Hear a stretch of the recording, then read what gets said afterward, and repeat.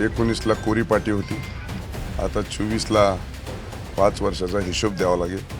लोक म्हणतात की महायुतीचं सरकार असेल आणि राम शिंदे आमदार असतील तरच कुकडीला पाणी सोडलं जाते, हे खरंय असं तुमचं म्हणणं आहे? त्यांच्या टायमाला पाणी नव्हतं तळ्यामध्ये, आणि ज्या दिवशी माझी उमेदवारी झाली त्या दिवशी आवर्तन कसं सुटलं हा प्रश्न त्यांना विचारला पाहिजे. पण ज्या दिवशी मी येतो त्या दिवशी तळ्याला खालून उपाळे लागतात का काय ते त्यांना विचारा.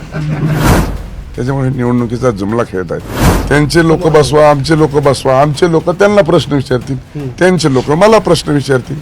फक्त एकच आठ ठेवायची, चिडायचं नाही आणि बाटली फेकून हाणायची. मंडळी, कर्जत जामखेड विधानसभा मतदारसंघाची लढत अगदी जोरदार आहे. पुन्हा एकदा या ठिकाणी महायुतीकडनं प्राध्यापक राम शिंदे रिंगणामध्ये उतरलेले आहेत, तर दुसरीकडे तुतारी हाती घेऊन म्हणजे महाविकास आघाडीकडनं रोहित पवार जे इथले विद्यमान आमदार आहेत ते रिंगणामध्ये उतरलेले आहेत. चला, एक मोठी चर्चा अशी की वारं फिरलंय, पण नेमकं वारं काय फिरलंय राम शिंदेनाच आपण विचारूयात. कोणकोणते मुद्दे घेऊन पुन्हा एकदा आपण मतदारांसमोर जातो? कर्जत जामखेडची निवडणूक विधानसभेची खूप मोठ्या विकासाच्या गप्पा मारल्या, आश्वासनं दिली, स्वप्न दाखवली.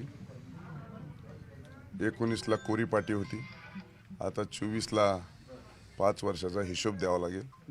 गावागावात ज्यावेळेस जातोय, विचारतोय, त्यावेळेस कोणत्याच गावात काहीच केलं नाही असे लोकांची भावना आहे. आता मी कुकडीच्या पट्ट्यात आहे.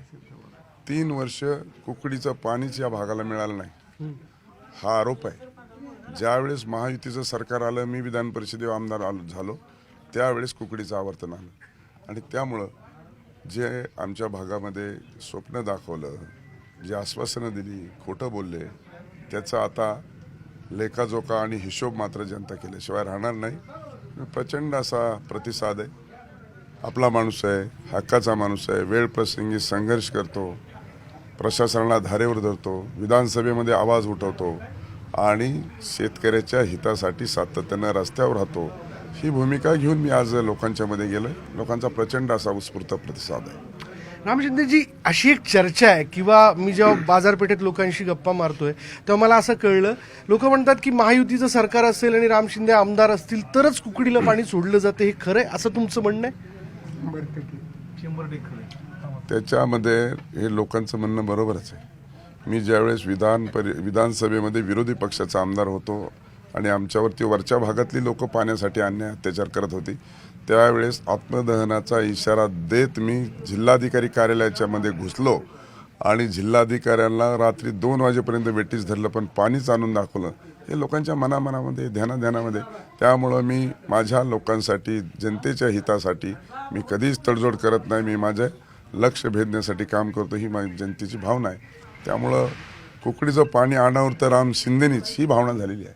म्हणजे तुम्ही विधान परिषदेपर्यंत या वर येऊस तर आमदार, समोरचे आमदार असं म्हणत होते की कुकडी करता पाणी नाही आहे, मग तुम्ही आला नाही, पाणी कसं काय आलं नेमकं? हा प्रश्न तुम्ही त्यांना विचारा. बर, त्यांच्या टायमाला पाणी नव्हतं तळ्यामध्ये, आणि ज्या दिवशी माझी उमेदवारी झाली त्या दिवशी आवर्तन कसं सुटलं हा प्रश्न त्यांना विचारला पाहिजे. कारण ते पुण्याचे राहणार आहे. पुण्याच्या लोकांचं पाणी सोडायचं धोरण काय आहे? मूळ रहिवासी ते पुण्याचे असल्यामुळं त्यांना हे असं वाटणं साहजिक आहे. पण ज्या दिवशी मी येतो त्या दिवशी तळ्याला खालून उपाळे लागतात का काय ते त्यांना विचारा. दुसरं असं की बाहेरचा उमेदवार विरुद्ध भूमिपुत्र असं म्हणत असताना बघा, 2 टर्म इथं आपण आमदार राहिलेला आहात प्राध्यापकजी, आणि आता पुन्हा एकदा जर गेल्या पराभवाचा विचार केला तर काय, म्हणजे लोक असं म्हणत होती की राम शिंदे गाडीची काच खाली करत नव्हते, ते भेटत नव्हते. आता तुम्ही जेव्हा फिरताय, काय नेमकं काय घडतंय? मला असं वाटतं की हे विश्लेषण मी पूर्ण गावागावात जाऊन जनसंवाद आणि पदयात्रेच्या माध्यमातून केलं. मला वाटलं होतं की या भागाचा कैलासवासी आबासाहेब निंबाळकरांच्या नंतर राज्याच्या मंत्रिमंडळामध्ये जाणारा मी आहे. 40 वर्षानंतर मी प्रचंड विकास केला, कामं केली, आणि आता देखील वस्तीवर गेलो. एखादं म्हणले तुम्ही आले नाही वस्तीवर, पण आमच्या पळीस तुमचं काम आलंय. एक काम केलं, पण लोकांना आपला माणूस आपल्यात लागतो, आणि मी ती चूक मान्य केली. फक्त विकास करून चालत नाही, तर लोकप्रतिनिधी आपल्यापाशी पाहिजे. 24/7 त्यांनी आपल्या प्रश्नाला प्रतिसाद देत काम केलं पाहिजे, ही भावना आहे. म्हणून मी माझी चूक मान्य केली. आता मी लोकातच असतो. त्यामुळं मंत्री असताना साहजिकच मंत्रिपदाचा अधिकचा कार्यभार असल्यामुळं महाराष्ट्रात लक्ष द्यावं लागत होतं. जलयुक्त शिवार अभियान जी देवेंद्रजी फडणवीस यांचं स्वप्न होतं ते महाराष्ट्रामध्ये यशस्वी करण्यामध्ये जबाबदारी माझ्या खांद्यावर होती. त्याच्यामुळे महाराष्ट्रात साहजिकच फिरावं लागलं. पण त्याच वेळेस मी मतदारसंघामध्ये सुद्धा टँकरचे तालुके असताना सुद्धा आता 7 वर्ष झालं दोन्ही तालुक्यात कर्जत आणि जामखेडमध्ये टँकर लागत नाही. ही माझ्या कामाची पावती आहे, ही कामाची उपलब्धी आहे. आणि त्यामुळं साहजिकच आता मी मान्य केली माझी चूक की मी फक्त लोकात गेलो नाही, आता कामही करतोय, लोकातही जातोय. त्याच्यामुळं वातावरण फिरलंय. आता जमिनीवरनं सगळी सैर होते का राम शिंदेची? आता मी जमिनीवरचाच कार्यकर्ता आहे. मी छोट्या घरात जन्म घेतलेला आहे, शेतकरी कुटुंबात जन्म घेतलेला आहे. माझी सगळी आर्थिक परिस्थिती माझ्या सगळ्या मतदारसंघातील जनतेला माहिती आहे. त्याच्यामुळे मी साधा सरळ माणूस आहे. त्याच्यामुळं हे लोकांना मान्यच आहे. पण लोकांना मोठी शक्ती आल्याच्या नंतर जे आश्वासन आणि स्वप्न दाखवलीत त्याच्यामुळं काही अपघात 2019ला झाला. पण आता मात्र हे परकीय आक्रमण परतून लावायची भूमिका ही भूमिपुत्रांनी घेतलेली आहे. बरं, कर्जत जामखेडची बारामती झाली का? आता मला असं वाटतं की एका बाईटमध्ये मी ऐकलं ते म्हणायचे कर्जत जामखेडची मी बारामती करणार असं 2019 पूर्वी. पण आता 2024ला मी अशी एक त्यांचं विद्यमान आमदारांचं वक्तव्य ऐकलंय रोहित पवारांचं की मी असं कधी म्हटलंच नाही. तर आता मी ती शोधतोय क्लिप. ते कधी म्हणले होते मी देतो आणि कधी म्हणले होते नाही. आता ही तर सगळ्याला विचारा यांना. बारामतीला कर्जत जामखेडा बारामती करतो म्हणले का नाही?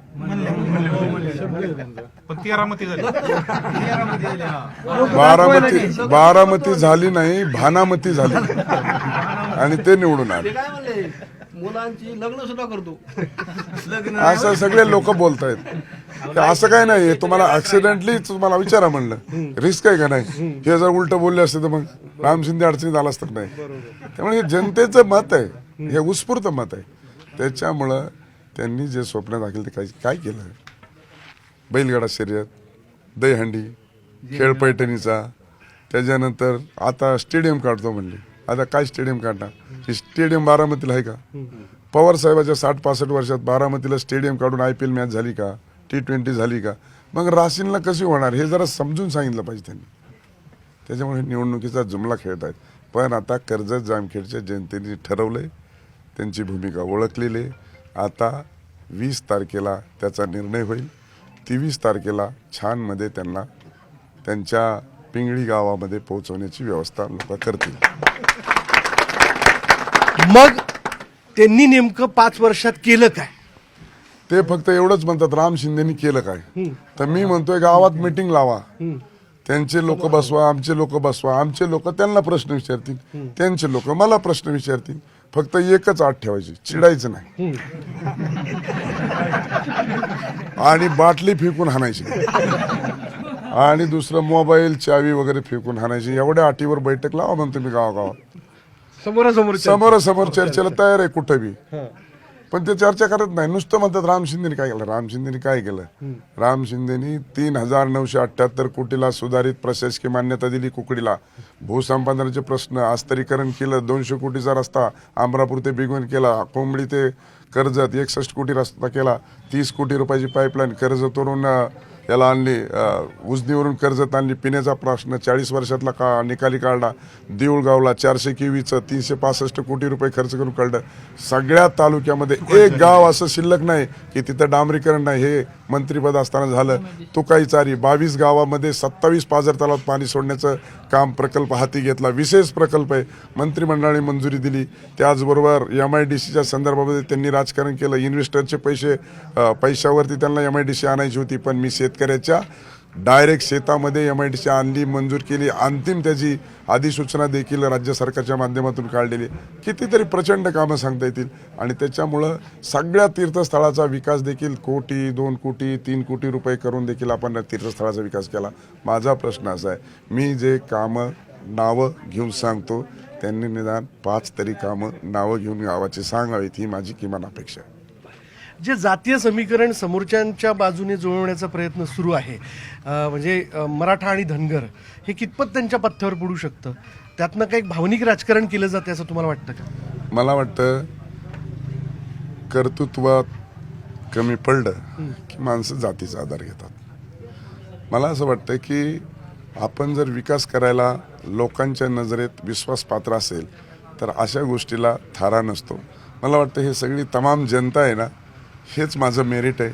मी कधी तसं वागलो नाही, राहिलो नाही. मला असं त्या पद्धतीने कुणी लोकांनी ट्रीटही केलं नाही. त्याच्यामुळं तो प्रकार 19ला झाला, आता 24ला होणे नाही. अशी चर्चा आहे की गेल्या निवडणुकीत रोहित पवारांबरोबर जी कार्यकर्त्यांची फौज दिसत होती, आता फारसे ते कार्यकर्ते दिसत नाहीत, ते नाहीसे झालेत. ते नेमके कुठे गेले, काय चर्चा आहे? हे जिल्हा परिषद अध्यक्ष राष्ट्रवादी काँग्रेस आणि अजितदादाच्या पक्षाचे आता हे नेते आहेत राज्याचे, राजेंद्र काका गुंड, हे त्यांच्याबरोबर होते. हे आता कोणाबरोबर आहेत? असे 10 लोक आहेत की जे त्यांना सोडून गेलेत आणि हे सगळे मराठा समाजाचे आहेत. काय कारण? आता ते त्यांना विचारलं पाहिजे. तुम्हाला लोक सोडून का जात आहेत आणि तुम्ही निवडून कसे येणार? हे काय असे थोडी पुढारी तयार होतात? 25-25, 30-30 वर्ष घर प्रपंचावर तुळशीपत्र ठेवून माणसं बाहेर सार्वजनिक जीवनात आणि सामाजिक जीवनात वागतात, तेव्हा कुठंतरी त्यांना मान सन्मान मिळतो, प्रतिष्ठा मिळतो. हा बाबा आला आणि सगळ्याचाच कार्यक्रम करायचा ठरवला. त्यांनी सगळ्यांनी ठरवलं. आता हे माझा विषय नाही आहे, कर्जत जामखेडच्या स्वाभिमानाचा आणि अभिमानाचा विषय आहे. ते म्हणले आता हे जर संकट आणि परकीय अतिक्रमण आपल्याला परतवून लावायचं असेल तर आपण सगळ्या भूमिपुत्रांनी एकत्र आलं पाहिजे. त्यांनी निर्णय केला. काहींनी फॉर्म भरले, काहींनी फॉर्म भरले नाही. सगळे तोलामोलाच्याने आमदार होण्याच्या लेवलचे माणसं आहेत. त्यांनी सांगितलं राम शिंदेच्या पाठीशी भक्कमपणे उभा राहायचं आणि हे आलेलं संकट आपल्याला परतवून लावायचं, ही भूमिका त्यांनी घेतलेली आहे. आणि म्हणूनसाठी असे आत्ता माझ्याबरोबर 2009ला माझ्या विरोधात लढलेले 4 उमेदवार जे होते ते आता माझ्याबरोबर आहेत. अशी सगळी परिस्थिती आहे. त्याच्यामुळे त्यांना सोडून गेलेत लोक. मग काहीतरी नौटंकी करायची आणि लोकांच्या मध्ये मिसळायचं. आता ते सगळं ओळखलेलं आहे. आता नक्की ठरलंय 23 तारखेला मुक्काम पोस्ट पिंगळी, तालुका बारामती, जिल्हा पुणे. ओके. जय हिंद, जय महाराष्ट्र. राम शिंदे यांनी विजयाचा विश्वास व्यक्त केला. बघूयात मतदार राजा नेमकं काय ठरवतो हे लवकरच आपल्याला कळेल. व्हिडिओ जर्नलिस्ट संदीप पवारसह विशाल परदेशी, न्यूज 18 लोकमत, कर्जत, जामखेड.